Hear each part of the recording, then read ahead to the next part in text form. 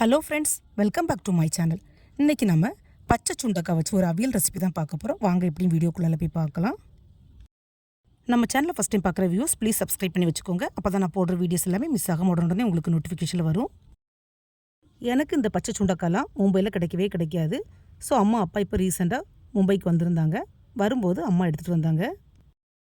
First இந்த சுண்டக்காவோட காம்பெல்லாம் cut பண்ணி எடுத்துக்கலாம். ஜஸ்ட்டு கை வச்சு உறுத்து எடுத்தாலே வந்துடும்.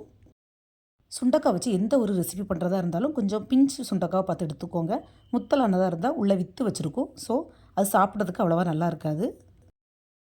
சுண்டக்காவோட காம்பை வளர்த்தி இந்த மாதிரி உறுத்து எடுத்ததுக்கப்புறமா தண்ணியில் நல்லா வாஷ் பண்ணி எடுத்துக்கோங்க. சுண்டக்காவை நம்ம இப்படியே சமையல் பண்ண முடியாது. ஸோ 1-2 அதாவது லைட்டாக சதைச்சி எடுக்கணும். ஒவ்வொரு சுண்டக்காவாக எடுத்து நம்ம கத்தி வச்சு கீறிட்டு இருக்க முடியாது. அதனால இந்த மாதிரி இடிகள் வச்சு லைட்டாக தட்டி எடுத்துக்கலாம். சுண்டக்காய் 2ஆக கட் ஆகிடக்கூடாது. இந்த மாதிரி லைட்டாக தட்டி எடுத்துக்கோங்க.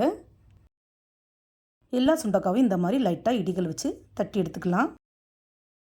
ஃப்ரெண்ட்ஸ், நான் சுண்டக்காய் நிறைய இருந்ததுனால 2-3 பேட்சாக இடிகள் வச்சு சதைச்சி எடுக்கிறேன். சுண்டக்காவை சதைச்ச 1 or 2 மினிட்ஸ்லேயே இந்த மாதிரி லைட்டாக கருப்படிக்க ஆரம்பிச்சிடும். ஸோ அதனால் கவலைப்பட வேண்டியதில்லை, எதுவும் ஆகாது. இப்போ கேஸ் ஸ்டவ்வில் ஒரு கடாய் வச்சு அதில் கொஞ்சமாக எண்ணெய் ஊற்றிக்கலாம். எண்ணெய் சூடானதும் அதில் நம்ம சதைச்சி வச்சுருக்கிற சுண்டக்காவை போட்டு லைட்டாக வதக்கி விட்டுக்கலாம். இந்த பச்சை சுண்டக்காய் பார்த்திங்கன்னா கசக்காது. ஆனால் சில சுண்டக்காயில் ஒரு காரல் தன்மை இருக்கும்.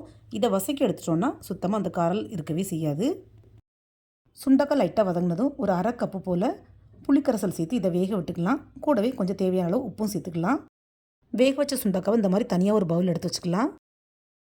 இப்போ அதே கடாயில் கொஞ்சம் எண்ணெய் ஊற்றிக்கலாம். எண்ணெய் சூடானதும் அதில் கொஞ்சமாக நீளமாக கட் பண்ண வெங்காயத்தை சேர்த்து வதக்கிக்கலாம். வெங்காயத்தோட அளவு பார்த்திங்கன்னா ஒரு பெரிய வெங்காயத்தில் பாதி வெங்காயத்தை சேர்த்துக்கோங்க. வெங்காயம் தக்காளி நம்ம ஜாஸ்தியாக சேர்த்து பண்ணும்போது இந்த சுண்டக்காய் அவியல் டேஸ்ட் ரொம்பவே நல்லாயிருக்கும். வெங்காயம் வதங்கும் போதே கொஞ்சமாக உப்பு சேர்த்துக்கலாம். வீடியோவில் உப்பு போடுறது மிஸ் ஆகிடுச்சு.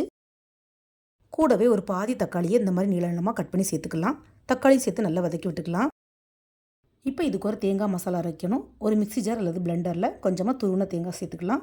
கூடவே காரத்துக்கு ஒரே ஒரு மிளகாய் வத்தல், 2 சின்ன வெங்காயம், கொஞ்சமாக சீரகம், கொஞ்சம் மஞ்சள் தூள் சேர்த்து லைட்டாக கொரகொரப்பாக தண்ணி எதுவும் சேர்க்காமல் பல்ஸ் பண்ணி எடுத்துக்கலாம்.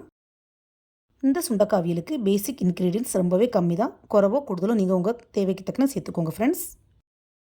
இப்போ தக்காளி வெங்காயம் வதங்கிடுச்சு. இது கூட நம்ம வேக வச்சிருந்த சுண்டக்காவை சேர்த்துக்கலாம். சுண்டக்காவை சேர்த்து லைட்டாக மிக்ஸ் பண்ணி விட்டுக்கலாம். தேங்காவை இந்த மாதிரி கொரகொரப்பாக அரைச்சி எடுத்துக்கணும். அரைச்ச தேங்காவையும் இது கூட சேர்த்து நல்லா மிக்ஸ் பண்ணி விடணும். சுண்டக்காய் வெங்காயம் தக்காளியில் உள்ள ஈரப்பதம், அதாவது தண்ணியெல்லாம் கொஞ்சம் வற்றி சுண்டி வரணும். அது வரைக்கும் லைட்டாக வதக்கி விடணும். போதும். இப்போ கேஸ் ஆஃப் பண்ணிவிட்டு இது ஒரு சர்விங் பவுலில் ட்ரான்ஸ்ஃபர் பண்ணிடலாம். கடைசியாக ஒரு தாளிப்பு மட்டும் கொடுத்துக்கலாம். தாளிப்புக்கு ஒரு தடுக்கா பேனில் கொஞ்சமாக எண்ணெய் ஊற்றிக்கலாம். எண்ணெய் சூடுறது கொஞ்சமாக கடுகு சேர்த்துக்கலாம். கடுகு போட்டுனதும் கொஞ்சமாக உளுத்தம்பருப்பு ஆட் பண்ணிக்கலாம். உளுந்தம்பருப்பு போட்டுனதும் கொஞ்சமாக கருவேப்பிலை சேர்த்து அதை அப்படியே சுண்டக்காயில் சேர்த்துக்கலாம். அவ்வளோதான், பச்சை சுண்டக்காய் அவியல் சூப்பராக ரெடி ஆகிடுச்சு. இந்த அவியலை சூடு சாதத்தில் போட்டு பெசஞ்சும் சாப்பிட்லாம், சைட் டிஷ்ஷாகவும் வச்சு சாப்பிட்லாம். இந்த வீடியோ பார்த்ததோட விடாமல் நீங்களும் வீட்டில் கண்டிப்பாக ட்ரை பண்ணி பாருங்கள் ஃப்ரெண்ட்ஸ். நான் இதே மாதிரி வேறையும் நிறைய இன்ட்ரெஸ்டான யூனிக்கான ரெசிபிஸ் அண்ட் ஸ்நாக்ஸ் செஞ்சு அப்லோட் பண்ணியிருக்கேன். என்னோடய சேனலில் போய் செக் பண்ணிக்கோங்க. இந்த வீடியோ பிடிச்சிருந்தா SRV கலக்கல்ஸை மறக்காமல் லைக், ஷேர் அண்ட் சப்ஸ்கிரைப் பண்ணுங்கள். தேங்க்ஸ் ஃபார் வாட்சிங். See you soon in the next video. Bye bye.